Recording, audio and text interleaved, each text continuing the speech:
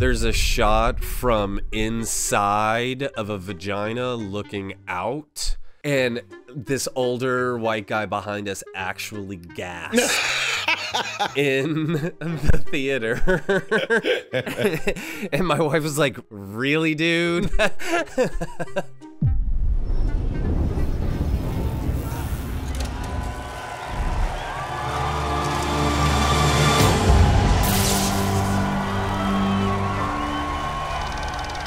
Hey everybody, welcome to another episode of Back to the Podcast with your host, Justin Neal, and I am Chris Lawler. Our mission is to create an entertaining, cinema-centric discussion about the past, present, and future of all things revolving around entertainment. So please don't forget to follow, like, and subscribe wherever you consume your content. Thank you so much for listening and joining us today. We are going to be diving into what is going on within the Actors Guild and the Writers Guild. Obviously, the strike, it's big news. We couldn't pass it up. Justin, how are you doing today? I'm glad to be here again. I hope you're happy to be here as well. Man, I'm always happy to be here. This is number 13. This is fantastic. I'm really tired. I think you are too. It's been a long, busy week. Good week. Yeah. Good week, though. But I'm really happy to be here, watch some interesting things. And then, like you said, the overall narrative is about SAG going on strike with the Writers Guild.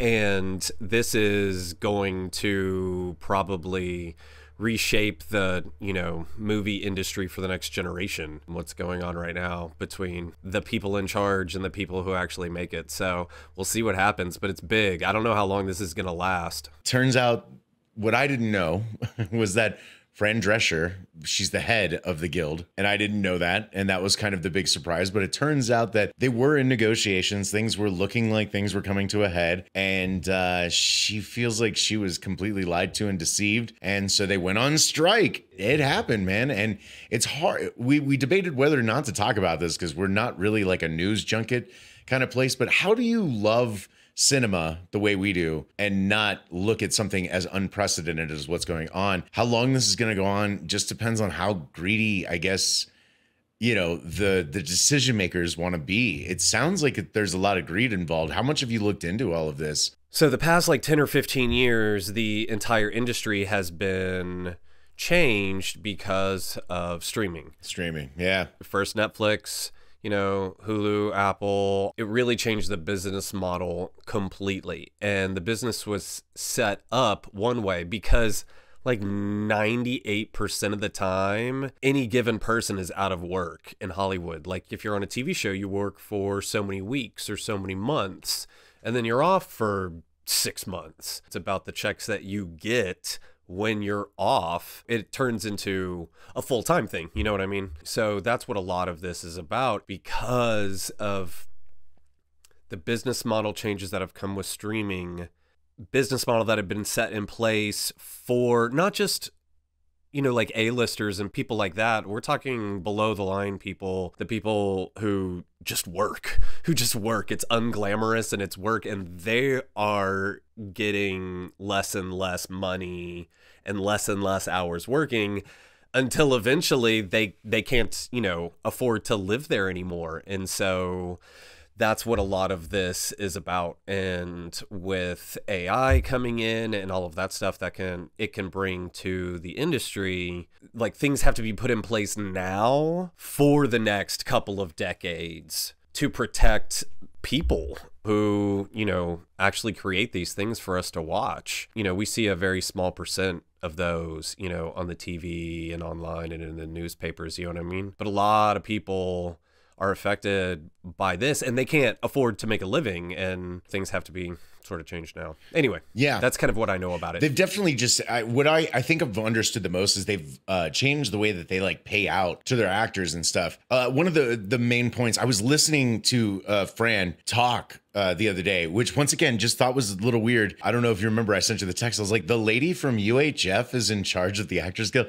Small side joke. Just one of my favorite movies as a childhood. I love Fran Drescher to death. I've seen just about everything actually she's done, but I didn't know that she was in charge of that. But one of the things she was pointing out was like back in the day when it was on TV, network television, usually when you were making a season, right, like you were kind of talking about, you getting like 22 something episodes in there, you're getting residual checks and stuff like that. Like everyone's part of this like greater thing.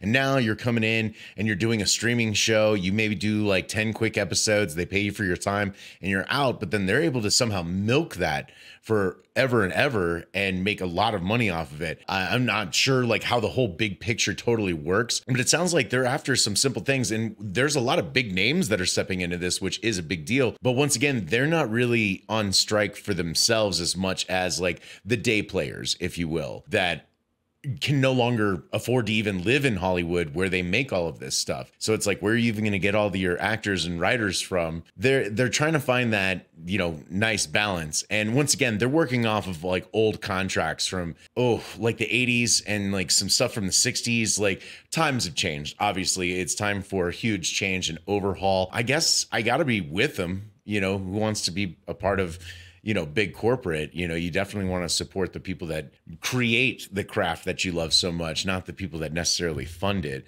It's always nice to have money to fund those projects, but you know, for me, the artists are the reason I'm there, right? I would like to think, since you've got a writing background, you're definitely in favor of the strike. Oh yeah, I'm absolutely with the artists on this one. I come from a humanities background. Like I was the enfant terrible of the Kennesaw State University humanities department in the early 2000s. So writing is really, really important to me. And, you know, I saw a picket sign that I thought said a lot. You know, Chat GPT didn't go to fat camp. And I thought that was so perfect because that's where comedy comes from, you know, pain. Right. And, you know. Right. A little bit. Yeah. Like you're trying to prove something or revenge. Like you need some of that, like human failures. I thought about this earlier with artificial intelligence. So the idea is now that computers are getting so good, you're going to be able to say, like, I want a 90-minute movie just like Mission Impossible, except it has no recognizable actors in it, and I want it to be rated PG, and part of it has to take place in Paris. Make me that movie. Not even write me that movie, make me that movie. So that's what the people in charge want to be able to do, so that, well, we could show you anything, but eventually that's going to get old. If there's no one involved except a bunch of greedy people at the top telling a computer what we all want to see, eventually we'll stop like consuming. Yeah, absolutely. It's definitely the bigwigs right now that are pulling the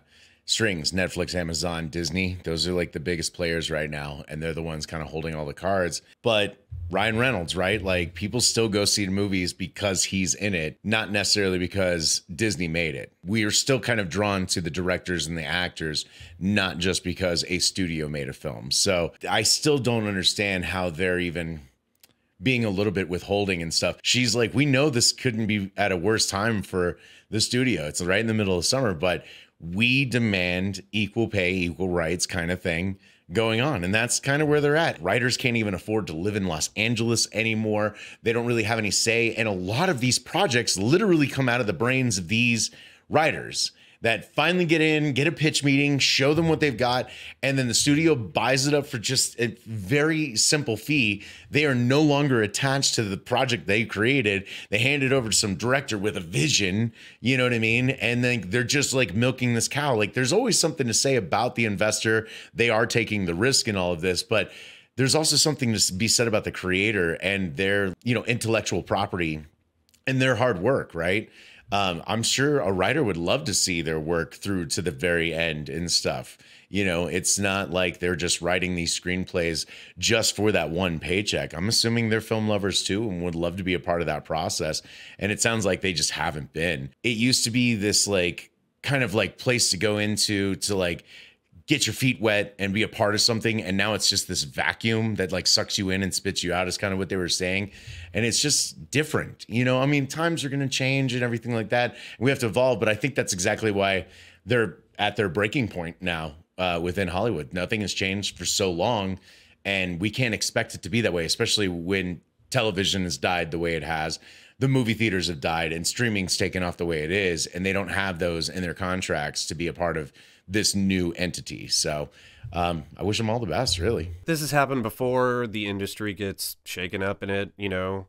it evolves into something else. But that's the nature of things. Yeah. You know, storytelling has been around for thousands of years, you know what I mean? And they didn't have movies 500 years ago, and there will be something after movies too. But I'm happy that I was here and got to see at least the tail end of, you know, what historically will be considered 20th century American cinema as, you know, like a form of art or whatever. Right. And I'm really glad I got to see, like, it burned brightest there at the end of the century, you know what I mean, in the 90s, and I was there for that. So that's something that I hold on to. That I can't wait. We're going to be old men someday and going, back in my day, 1999 was the best year of movies. Wow, before the millennium, sir? What was that like? Things happened before 9/11. They're like, actually, I wasn't even alive when 9/11 happened. It's like, oh no. Oh no. Yeah. I mean, there's not much more that we can dive into. That's kind of it. So obviously, I stand in solidarity with the actors and writers. Yeah. I mean, the one thing we didn't talk about is the fact that this is going to put a lot of things on hiatus, which is definitely a selfish thing to say, but I kind of was looking forward to some of the stuff that they were filming right now. Yeah. Things were finally just getting ramped up after the whole COVID thing, and it just sucks that we're coming to a screeching halt again when so many cool things were kind of on the horizon. So on the horizon for sure, but we went and saw Joyride. It's a R-rated rom-com. Oh, you know what I mean? It's yes. I had been seeing the trailers. How was it? I thought it was funny as shit. I like foul-mouthed female comedians. Yeah. So like I'm inherently the audience. You know, it's like The Hangover, that sort of thing. It's a rom-com. So it seemed a little over the top, but me and the wife had seen the trailers, and we were both like, that looks like fun. I thought it was really funny. You know what I mean? Like, it wasn't a, you know, grand vision or anything, but I laughed my ass off. But then earlier in the week, I saw something weird that had been on the list for a while, and that was Mandy with Nick Cage. Oh, Mandy. Okay. Yeah, the psychedelic, like... I do remember when that came out. I haven't seen that one. And what'd you think? My wife liked it more than I did. Okay. I thought it was, like, a really interesting, well-done student film. Okay. Like someone who's trying to like find their voice, but they haven't quite found it yet. But I like that they're looking, you know what I mean? Like I dug what they were going for. I think it was a little raw, but that's okay. Like, you know, people become better artists, you know what I mean? But you mentioned something about being disappointed. Yeah. Tell me what it was. We try to sit down and watch movies. And as much as I love rewatching a lot of my favorites, there are times where I want to take a stab in the dark and try something out. So back in 2019, this Scary Stories to Tell in the Dark movie came out that was, you know, based on those. Did you read the books, though, when you were like, you know, in 8th grade or whatever? They're over there in the library, you know. I love it. It was a part of my childhood. They were definitely part of mine and my wife. So, like, we'll eventually show the boys, but that would scare the ever-loving shit out of them right now. Yeah. I loved those stories. They were these great short stories. Some of them were longer than others and stuff. They were basically like the stories you would tell around the campfire. Well, they made it into a movie. And I do remember when it came out, it didn't get the greatest reviews, but I remember some of the people that I listened to that do reviews gave it like an okay thumbs up kind of deal. So we were sitting down and I was like, hey, guess what? We happen to have access to this. And the wife does love horror. She loves horror. So if I'm like, hey, there's a horror movie I want to watch, she's down. Like it's the easiest convince. My wife's the opposite. She does not like horror. Well, she does not like horror. Don't worry. I'm saving you the trouble. This isn't a review. This is just me letting you guys know that I was a little disappointed because it was a story by Guillermo del Toro. He didn't direct it, but obviously that name carries weight for me. So I wanted to see it. And of course, then all they did was some kind of tropey jump scares and nothing they did nothing good with the source material. And all I was thinking the whole time was like, why wasn't this just an anthology movie? A 2.5 hour anthology movie where the stories from the books are just intertwined. And we're really just experiencing those stories from the book, all taking place in one town or something over one night. Yeah, Scary Stories to Tell in the Dark. Don't waste your time with that one. So we watched something last night that I was really impressed with, and it goes into underdog stories, which we just talked about, and it's on Netflix now, and it's the way I like to see this guy used, and that's Adam Sandler's Hustle. That's on Netflix now, his basketball movie. Have you seen it? It's called Hustle, where he's a scout for the NBA. I have no idea what you're talking about. So he's a talent scout for the NBA, and he finds a kid in Spain that's off the grid because he has, you know, a past. and he brings him over and he tries to get him into the NBA, and it's really good. And Adam Sandler is married to like Queen Latifah, and they have a daughter, but it's kind of like Rudy. It has a lot of heart. Okay. What's your favorite, like, dirty, raunchy rated R comedy? Super bad. Super bad. Or This Is the End. Okay. Super bad or This Is the End. I would say This Is the End because that's... I know you love This Is the End. Yeah, but we've already talked about that. So outside of that, so we could talk about something new. Okay. I would say probably actually Super bad. Okay. What about you? Sweetest Thing. I haven't seen it. Okay. Is it a raunch? Is it a raunchy? Oh con? my God. It's so raunchy. Tom Jane, Jason Bateman, Cameron Diaz, Christina Applegate. And I sat down and watched it and I was like, this is just hilarious. I just love it. I don't know why. I don't know why. Guilty pleasure. Let's call it a huge guilty pleasure. But if you haven't seen it, I think it's on streaming right now. Maybe you should make that a goal. Maybe you should check that one out this week and give me a gauge on that one. But it's definitely like the female version of like a dirty rom-com kind of thing. But then you still get like the male perspective with Jason Bateman and Tom Jane, whatever we're calling him. And they had a great chemistry on screen. Jason Bateman and Tom Jane played brothers. Okay. In that one. And they really felt like childish brothers in that movie. Thomas Jane, I will always think of because he was in one of my favorite scenes, and that's one of the last scenes in P.T. Anderson's first, big movie, Boogie Nights.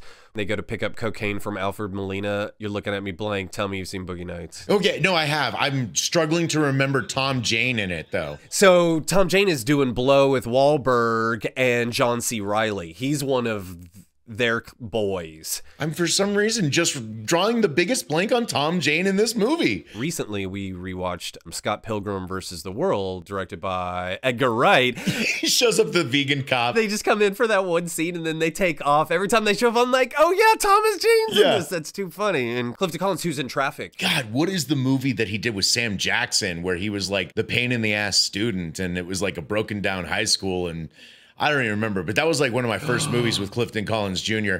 And they I know what you're talking about. Play with the gun at the end, and Sam Jackson commits suicide. Oh man, that movie was dark, and he was so good in that movie. And that's what really introduced me to Clifton Collins Jr. 187? Is it 187? It is 187. Good job. Good job. Yeah, 187. That was one of the first things I remember him in, and he was scary good in that movie. And he's been good in everything I've seen him in. Yeah, and now that I've seen him do a little bit of comedy and stuff like that, he's kind of been all around. Sure, he's got range. I know he hasn't had like the biggest illustrious career and everything, but God, he was so good as the Punisher. I like Tom Jane. He's a worker. He's always working. And then what was The Mist? The Mist one that he did too. Which was so good until it was one of those that for me, it was one of those Stephen King stories. It's like, it's so good until, and then you're like, nah. What, the end? Yeah, usually. But that's the ending that Frank Darabont put into the film that Stephen King liked better than his own original ending. I know. And you didn't like it? And I like Frank Darabont. You know what? Screw it. Why are we even tiptoeing around this? Spoilers ahead. This is an old movie. If you haven't seen The Mist, I'm going to fucking talk about the ending. My problem with the ending was that the gun should have fucking misfired when he went to go kill himself, rather than him just knowing he didn't have enough bullets to kill everybody. That was my bigger problem with it, was that he was determined, he was going to do it, and the last bullet misfires, and that's what I should have seen. That would have just ratcheted it up to 11, just a little bit more. But that was my only problem. Dreamcatcher's another one that's starts off really well. That's such a weird movie. And just can't deliver. Yeah. I've read many Stephen King novels. I've never read one of them. Really interesting. So I hear he's got a certain way of writing that is hard to bring to life on film. It works in your head, but as soon as you look at it, you're like, this is dumb. It's really, really hard to stick a landing on a Stephen King adaptation.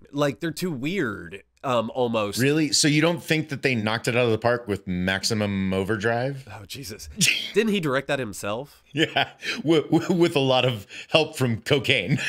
Yeah. It was the 80s, right? Yeah. Actually, was Emilio Estevez in that? Yeah, I believe so. Did you ever see his directorial debut called Wisdom with Demi Moore. With his dad? No. Well, he might have been in it, but Demi Moore and him, and they become like, you know, bank robbers on the run sort of thing. Have you ever seen a movie called Wisdom? No. You should check it out sometime. Emilio Estevez is actually a good director. Okay. Yeah, the only one I know he'd done was the one with his dad a couple years back. I mean, we're talking like 8 or 10 years back now. This is like Young Guns, Mighty Ducks, your younger era. So this is late 80s. Wow.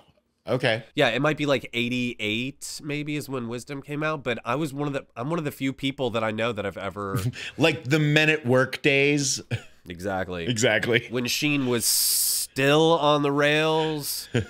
Like Young Guns, I love, and I think Sheen's great in that. Luckily, they kill him off pretty early. You like Young Guns, huh? I do. Kiefer Sutherland, Lou Diamond Phillips, Dermot Mulroney, Emilio. That's so weird that we're talking about it. I was just talking about this movie the other day. Did you ever see Flatliners? Oh, yeah? Yeah. That sort of era. See, now Flatliners is definitely one of those movies that I liked a lot. I don't know what it was about that movie that worked, but I liked it a lot. I don't even know how well the first one would like hold up. I haven't watched it in a while, but I like the idea of it. You know what I mean? Yeah. You know, I haven't seen it in so long I wouldn't even know. I bet it's aged not great. Poorly probably. Yeah. But I don't remember a lot of like computer animation in that. That's for me, that's what ruins it, is when they were trying a lot of computer animation when they really hadn't like perfected it. You try to go back and rewatch that stuff and you're like, what is this? Unfortunately, we had to go through that to get where we are now, but that doesn't mean it's fun to go back and look at. You know what I mean? It's like once you're used to a Blu-ray and then you go back to like a VHS, you're like, ooh. But, you know, you go back, Hackers, like even Hackers, right? You go back and watch that. I love Hackers. I love it. Hackers has such a good soundtrack. But then when they're sitting there geeking out over that laptop and the 356 like color bits and stuff like that, I'm like, that's some funny shit. It's got an Intel Pentium processor. I think we've talked about this before too. Like, it's so cartoonish. I think it like transcends, you know, how outdated it is because it's so colorful. You know what I mean? When he's pulling out those big fucking books out of his backpack, seeing, you know, like Red Book and, you know, the Unix Guidebook or whatever he's saying, it's all gibberish, even though he might actually be saying accurate information. Those are all accurate books. Those are all real. Yeah, but see, to me as a viewer, as someone who doesn't know all that stuff, it sounds like gibberish to begin with, so it almost doesn't matter. Well, yeah. If I watch it then or now, it's like... The funny thing is about 40 to 50% of the jargon and what they do in that movie is actually kind of accurate to the times and stuff. But for me, the moment that I always kind of lose it with that movie is when he goes to like give him the disc with like the virus on it. And he comes by on the skateboard. And the dude's on the skateboard holding on to the limousine and like grabs the disc and then keeps skateboarding. And I'm just like, so at some point, right, the limo just stops and then he like gets in and the limo driver is like, has to like pretend like that was a great idea, boss. But for every one of those cheesy moments, there's a moment that's so good, like... What the hell is going on? Who on the roof must have a leak? Like, that is a great gag. The first script that I ever attempted to write was heavily influenced by that and this rollerblading movie I had seen as a kid. And I was like trying to like merge the two. I'm just looking forward to Barbenheimer on Friday. Okay. That's going to be my jam next Friday. Yeah. Other than that, I am going to watch Higher Learning coming up this week, which is the next one on the John Singleton list. Yeah, I wish I knew what was on the pipeline for this week, but I don't really have an agenda. Good. Leave yourself open to inspiration. I'm going to find some inspiration. I'll take any recommendations you got out there, too. I've been... throw something up on the Facebook group. Did you see... oh, my God. Emily Blunt... Sicario? I did, but I watched that one late at night. It didn't have my full attention, so I'm not sure if I actually liked it or not. One of my favorite cinematographers, Roger Deakins, shot that.